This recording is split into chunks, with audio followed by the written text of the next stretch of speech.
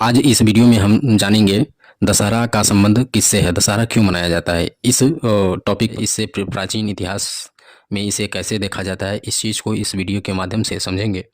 जैसा कि दोस्तों आप इस समय वर्तमान में देख रहे होंगे, प्राचीन इतिहास की अभी बात नहीं करेंगे, इसको अंत में बात करेंगे कि दशहरे का संबंध प्राचीन इतिहास से कैसे है और विजयदशमी से। तो इस बारे में हम लास्ट में बात करेंगे, वीडियो के अंत तक बने रहिएगा। दोस्तों वर्तमान में आप देख रहे होंगे, जैसा कि हम जानते हैं कि बुराई पर अच्छाई की जीत के लिए माँ दुर्गा की पूजा करते हैं, ये तो अलग बात हो गई। और दोस्तों इसी तरह राम और रावण की है, जो बुराई पर अच्छाई की जीत के लिए दशहरे को मनाया जाता है। हिंदू धर्म में देवी दुर्गा को शक्ति, मातृत्व, सुरक्षा, युद्ध और स्त्रीत्व के अवतार का प्रतीक माना जाता है। और वेदों में देवी दुर्गा को माँ शक्ति, महिषासुर मर्दिनी देवी और चंडी के रूप में जाना जाता है। कई सदियों से पूजा किया जाता है वेदों के अनुसार, लेकिन देवी दुर्गा की रचना के बारे में बहुत कम लोग जानते हैं। नवरात्रि के उत्सव के पीछे का क्या कारण है, हम दशहरा भारतीय इतिहास की कहानियों के बारे में, ये जो है देवी दुर्गा की कहानी।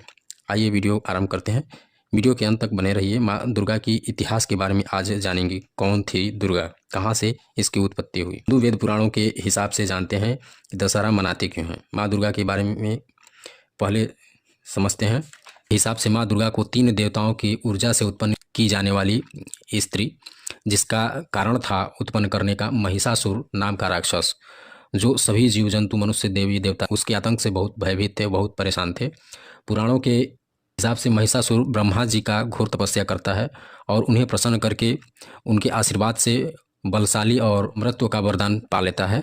और पाताल, पृथ्वी, स्वर्ग से देवी देवताओं की नगरी, जिस स्वर्ग को देवी देवताओं की नगरी कहते हैं, उसको भी जीत लेता है। महिषासुर को एक भैंसा का अवतार भी कहा गया है। सभी देवता मनुष्य परेशान हो गए थे। देवताओं ने मिलकर त्रिदेवों का प्रार्थना किए। इंद्र और सभी देवता मिलकर उनका चिंतन करते हैं और उन्हें तीनों त्रिदेवों की शक्ति से उन्हें माँ दुर्गा को उत्पन्न किया जाता है। और उत्पन्न करने के बाद महिषासुर से युद्ध करने के लिए चली जाती हैं। ये युद्ध 9 दिन तक चलता है। महिषासुर और माँ दुर्गा में 9 दिन तक ये आरंभ चलता है और 10वें दिन में जाकर माँ दुर्गा विजय होती हैं और महिषासुर मारा जाता है। इस प्रकार पूरे भारत में इस दिन 9 दिन नवरात्रि मनाई जाती है और 10वें दिन विजयदशमी के रूप में जाना जाता है और धूमधाम से माँ दुर्गा का मूर्ति पूजन किया जाता है हिंदू धर्म के अनुसार। और इस हिंदू धर्म में एक और इसमें कहानी जुड़ती है, जो राम से और रावण से है। सीता को जब रावण हर के लेकर जाता है तो राम रावण से युद्ध करते हैं और विजयदशमी के ये युद्ध भी 9 दिन चलता है। और विजयदशमी के दिन ही इनकी बुराई पर अच्छाई की जीत होती है, रावण मारा जाता है और राम की विजय होती है। तो ये रहा हिंदू धर्म के अनुसार कुछ अनसुनी कहानियाँ। इसको कोई सुलझा नहीं पाया है कि ये सही है, वास्तविक है या क्या। वैसे हिंदू धर्म में कई कहानियाँ हैं, कोई कुछ कहता है, कोई कुछ कहता है। किसको हम वास्तविक माने, इसी उत्सुकता को जानने के लिए साझा प्रदर्शन होना किसी के लिए कठिनाई को पैदा कर देता है, क्योंकि हिंदू धर्म के अनुसार कहते कुछ हैं और करते कुछ हैं। इस उपलक्ष्य में 100 दिन पहले ही हर गांव, चौक, चौराहे, चौराहों पर, बाज़ारों में एक जगह रामलीला का आयोजन होता है। लेकिन उससे कहीं बढ़ चढ़ के बड़ी संख्या में गली, चौक, चौराहों पर माँ दुर्गा की मूर्ति स्थापित होती है। लेकिन असल सच्चाई क्या है विजयदशमी या दशहरे का, इसका प्राचीन इतिहास में इसका क्या महत्व है, ये इतिहास सम्राट अशोक से जुड़ा हुआ है, जो बौद्ध धर्म को मानने वाले व्यक्ति थे, जो पूर्ण रूप से वास्तविक है। इसको हम पढ़ सकते हैं, इसकी सच्चाई को आज भी देखा जा सकता है। हिंदू धर्म की इस भूल भुलैया कथाओं के बाहर निकलकर वास्तविकता की ओर चलते हैं, क्योंकि विजयदशमी मनाते हैं। बौद्ध धर्म में इनका क्या महत्व है, इसको आज प्राचीन इतिहास के बारे में जानेंगे। दशहरे का असल संबंध महान चक्रवर्ती राजा सम्राट अशोक से है। महाराजा अशोक विश्वविख्यात महान शासक थे। उनका साम्राज्य बहुत विशाल था, जिनकी साम्राज्य विस्तार की महानता को मापना ठीक नहीं था। उनकी महानतावादी के कारण ही इन्हें उच्च सिद्धांतों के आधार पर ही समाज ही अपने 10वें स्तंभ लेख में कहा, राज्य की कीर्ति का मूल्यांकन प्रजा की नैतिक उन्नति से किया जा सकता है। यही कारण है कि सम्राट अशोक के युद्ध का विनाशकारी मार्ग छोड़कर बुद्ध के शांति मार्ग को चुना और उसका अनुसरण किया। उन्होंने अपनी प्रजा को धर्म के कल्याणकारी मार्ग पर चलने का आदेश दिया। हिंसा और सदाचार का अपने जीवन का आदर्श बनाया। उनका उद्देश्य था प्रजा की सर्वोपरि होता है। वास्तव में वो सभी प्राणियों के कल्याणकारी चाहने वाले सम्राट थे, जिनके वजह से उन्होंने भी नहीं छोड़ी भारत की गौरव कला और संस्कृति का प्रयोग सम्राट अशोक के समय से ही हुआ था। धम्म स्तंभ, बौद्ध स्तूपों की स्थापना कला इनकी सर्वश्रेष्ठ प्रमाण है। सम्राट अशोक द्वारा अपने पिता से प्राप्त राज्य को लगातार विस्तृत करने में लगे, तभी उन्होंने एक सामर्थ्य राज्य कलिंग पर पड़ा। लेकिन कलिंग का राजा पद्मनंद था, जिससे सम्राट अशोक का विजय पाना बहुत मुश्किल था। उसने पहले महापद्मनंद ने कलिंग को अपने राज्य में मिला लिया था, जो मगध राज्य के अधीन हो गया था। चंद्रगुप्त के समय में जो मौर्य राज्य का हिस्सा हुआ करता था, महाराजा बिंदुसार के समय कलिंग एक स्वतंत्र राज्य घोषित हो चुका था। इसलिए सम्राट अशोक के लिए ये असहनीय बात हो गई थी। इसी को लेकर सम्राट अशोक ने कलिंग पर चढ़ाई कर दिया और कलिंग और मगध के बीच कई दिनों तक युद्ध चला। कलिंग की सेना के साथ साथ वहाँ की जनता ने भी सेना का डटकर मुकाबला किया। इस युद्ध में भीषण रक्तपात और नरसंहार हुआ। कलिंग पर सम्राट अशोक विजय तो हुए पर अपनी पताका नहीं फहरा पाए। इसके बाद शाम के समय मगध राजा सम्राट अशोक अपनी पत्नी स्कंदमित्र के साथ टहल रहे थे। टहलते हुए उस युद्ध धरातल पर जा पहुँचे जहाँ कलिंग की सेना का नरसंहार हुआ, जिसको देखकर रानी का दिल दहल उठा, क्योंकि ऐसा नरसंहार रानी ने कभी नहीं देखा था। रानी की बेचैनी को देखकर सम्राट अशोक अपने खेमे में टहल रहे थे।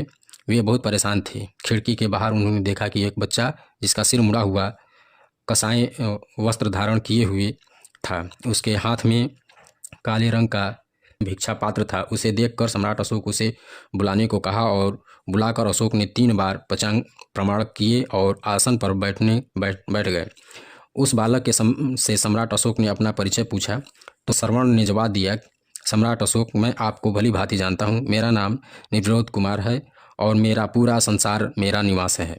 आप ही सम्राट अशोक हैं और आपकी चेहरे की अशांति साफ झलक रही है। कुछ टाइम तक ऐसे ही बातें चलती रहीं।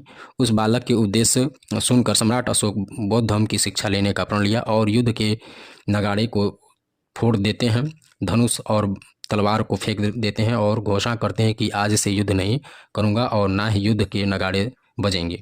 उस समय अशांति पर शांति की, हिंसा पर अहिंसा की, क्रूरता की अक्रूरता पर करुणा का विजय हुई, जिसे विजय काल के रूप में जाना जाता है। ब्राह्मणों को कहीं कहीं बुद्ध के उपदेशों और उनके अनुयायियों की घृणा होने लगी, जिसे उनका अस्तित्व कैसे खत्म किया जाए इस पर विचार करने लगे और वेदों पुराणों की रचना की जाने लगी। मौर्य काल की समाप्ति हुई। उसी से ब्राह्मणों ने अपने अस्तित्व फिर से लाने के लिए बुद्ध के अनेक मठों और मठों को ध्वस्त करवाया गया।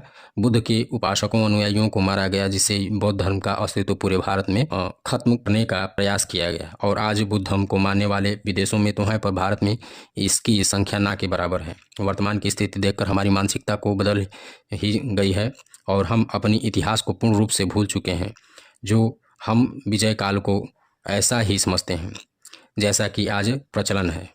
पर वास्तविक इतिहास अपने विलुप्त होने के अस्तित्व को खुद गवाही देने लगता है और उपदेशित रूप से ही आज भी साक्षी है। दिव्य अत्यमान के अनुसार सम्राट अशोक को बौद्ध धर्म में दीक्षा प्रदान करने का श्रेय उपगुप्त नामक बुद्ध भिक्षु को दिया गया है। सम्राट अशोक की जीवन की ये महत्वपूर्ण घटना अविश्वसनीय शुल्क दशमी के दिन ही घटी थी। इसी समय से राष्ट्र पर्व मनाया गया और सम्राट अशोक खुद इस पर्व में भाग लेते थे। नगर में सुगम यात्रा निकाली जाती थी, जगह जगह उत्सव के आयोजन होने लगे थे और मंडप भी बनाए जाते थे। इस तरह की धम्म झांकियाँ प्रदर्शित किए जाते थे। इसी प्रकार युद्ध के स्थान पर धम्म विजय की स्मृति को सारे राज्य में मनाए जाने लगे। सारे राज्य में धम्म विजय का पर्व मनाया जाने लगा और आज भी इस पर्व को संपूर्ण एशिया में बुद्ध धम्म उपासक अशोक विजयदशमी के दिन हर दशहरे को श्रद्धा और धूमधाम से मनाया जाता है। इसी रहस्य को जानकर बोधिसत्व बाबा साहब भीमराव अंबेडकर जी ने भी खुद इसी दिन बौद्ध धर्म की दीक्षा लेकर भारत के पुनः बौद्ध को स्थापित करने का कार्य भी किया। निसंदेह धम्म विजयदशमी का दिन भारत के बौद्धों के लिए बहुत महत्वपूर्ण है। धम्म विजयदशमी, लेकिन भारत में यह विजयदशमी 2 तरीकों से मनाया गया। एक रावण का वध करके और दूसरी देवी दुर्गा महिषासुर का वध करके। जबकि भारतीय इतिहास में ये पर्व सेम इसका उल्टा है। जो आज हिंदू धर्म इसको युद्ध के रूप में, विजय के रूप में मनाते हैं, लेकिन प्राचीन इतिहास में सेम इसका विपरीत है। प्राचीन इतिहास में युद्ध के नगाड़ों को फोड़ा गया, तोड़ा गया, युद्ध से नाता तोड़ा गया, लेकिन यहाँ ठीक उल्टा होता है। युद्ध जीत कर आते हैं और युद्ध जीतने के बाद उत्सव मनाते हैं। तो हिंदू धर्म की कुछ कहानियाँ समझ में नहीं आती हैं, लेकिन ये प्राचीन इतिहास की ऐतिहासिक घटना है, इसको हम वास्तविक रूप से मान सकते हैं। तो विजयदशमी से विख्यात है। अब हमें यह बताएं कि दशहरे का पर्व वास्तविक रूप से संबंध किसका है। कमेंट में आप जरूर हमें बताएं। दोस्तों, हमारा किसी के धर्म के प्रति ठेस पहुंचाना नहीं है। जो वास्तविक है उस बात को हम बताने की कोशिश किए हैं। अगर वीडियो ये मेरा पसंद आए तो मुझे फॉलो करें, मेरे चैनल को सब्सक्राइब करें, शेयर करें, कमेंट करें। जय हिंद, जय भारत।